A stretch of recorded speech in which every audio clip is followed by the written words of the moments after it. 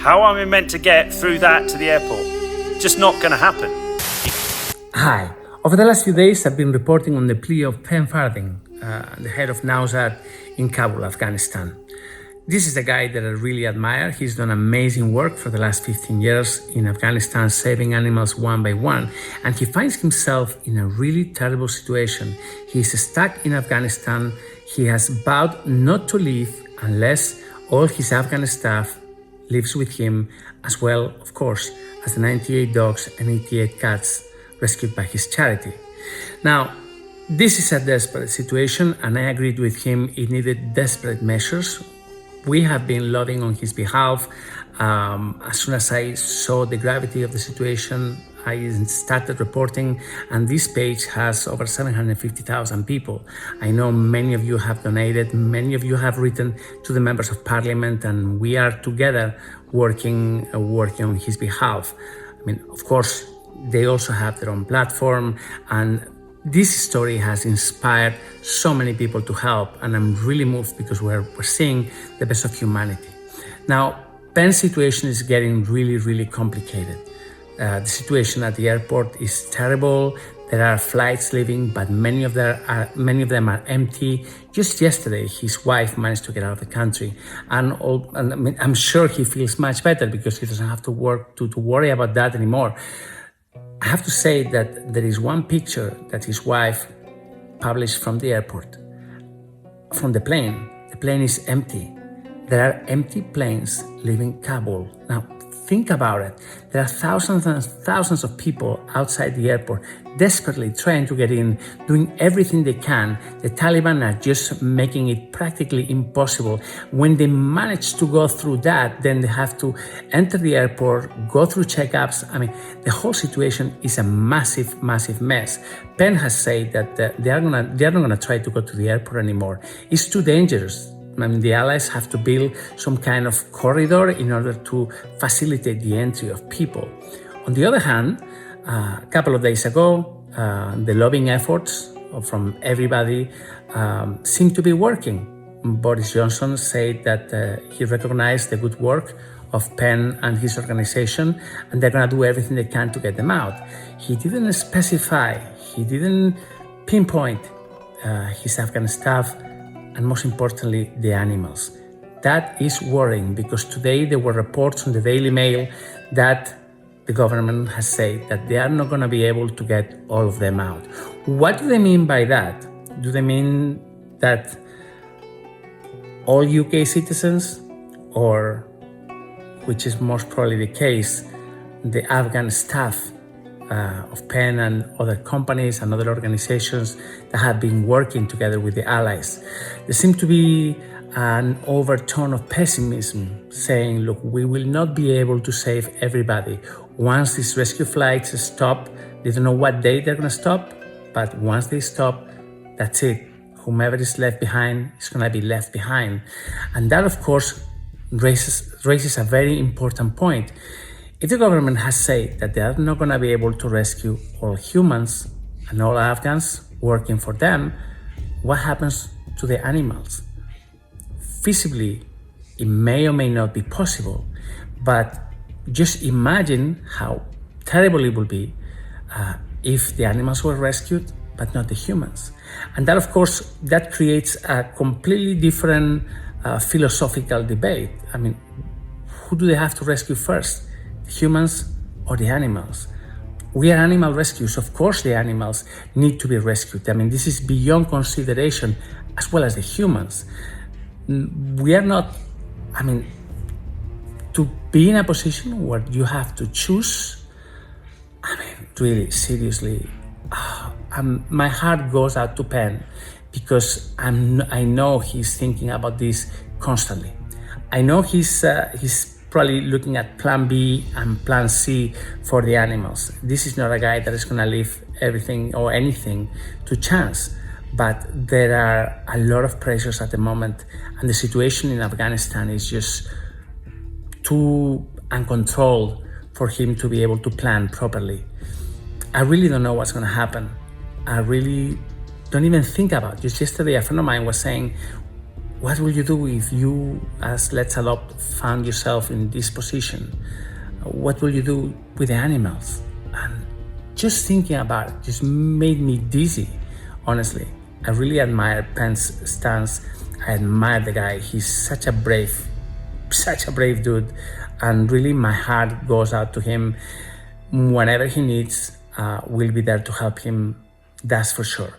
So, situation on the ground, it's a mess. The Taliban initially say that just don't worry, you don't have anything to fear, go to work normally. Well, the fact is that they are going home from home, door by door, asking people who they are, where were they working, how much they were earning, and there seemed to be a manhunt for the allied collaborator. Translators are in danger, politicians are in danger, people that have been working for companies or for NGOs related to Europe or to the US, the UK are in danger.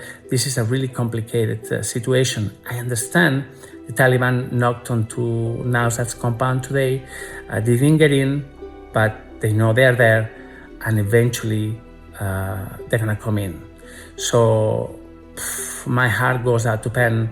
He must be, if not terrified, he must be extremely worried about what the future is going to bring, especially now that the governments seem to all be talking about the same lines. We're going to continue getting people out, but we will not be able to rescue everybody.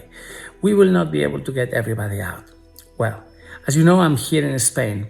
Spanish people have already left, but they have taken all their staff with them in what it seems like an example of how things should be done. I really don't know how the Spanish staff got to the airport. Maybe they had a back channel, I don't know.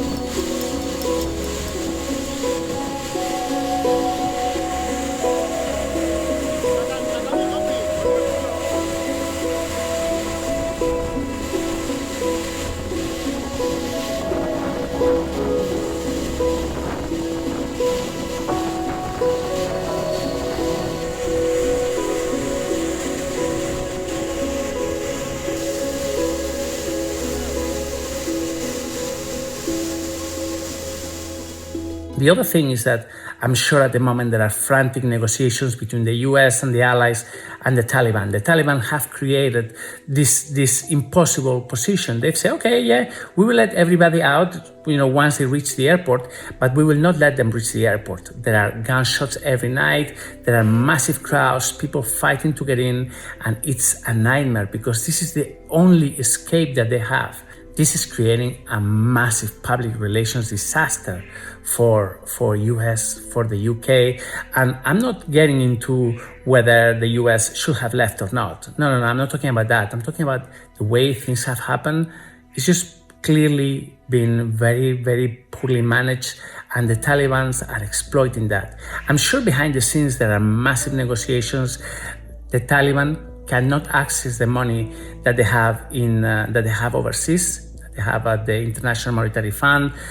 So effectively, the Taliban are being squeezed, and they cannot have access to money. On the other hand, the Taliban are going to be using the currency of human lives. They're going to be making things as difficult as possible, and they're going to be using this as a negotiating tool. Wow. What a mess. Unbelievable. Really unbelievable. I don't know what to say. And honestly, when I say I don't know what to say, it's because I just don't know. I'm glued to the screen. I'm waiting for news from Penn. I really want to hear what he's doing. I really want to hear what he's planning and what are his real chances to get out of Nowzat with the dogs and the cats. Wow, really, really difficult situation. And then there is something else that people have to consider, and I'm sure Penn is considering. I'm sure he's really worried that the tone that the powers are saying, we are not going to be able to get everybody out. This, of course, creates a kind of philosophical debate for them. If they're not going to be able to get everybody out, I'm sure they're talking about the Afghan staff, then what's going to happen to the animals? I know Penn feels that this is probably limiting their options very much. We are animal rescues. We are animal lovers. We all agree that the animals need to get out. But are governments thinking about the welfare of the animals? Do you think people in government, the US, the UK, are giving these animals any chance when they are saying that they will not be able to get the Afghan staff? Are they going to be thinking about getting the animals out? I don't know. Choices. This is a really difficult situation, and I'm sure Penn's heart is broken because every day he's seeing this narrow possibility tightening more and more. Anyway, we're going to be here. I am committed to giving Penn as much help as I can from here, like you do from my living room. I just have a big platform. We are nearly 800,000 people, and I really want to use this platform to continue spreading his message and his plea. This is really difficult at the moment. I have no idea what he's thinking, and I really don't know what his plan B is. But I know there is a plan B, and I know there's something is going to happen, and it has to happen very soon. We'll be here trying to help as much as we can. Thanks a lot, and take care. Penn, take care, mate. Be strong. We just talked to Penn Farthing he fought in Helmand back in 2006, and he's appalled at what's been happening. This is an absolute mess of unbelievable magnitude.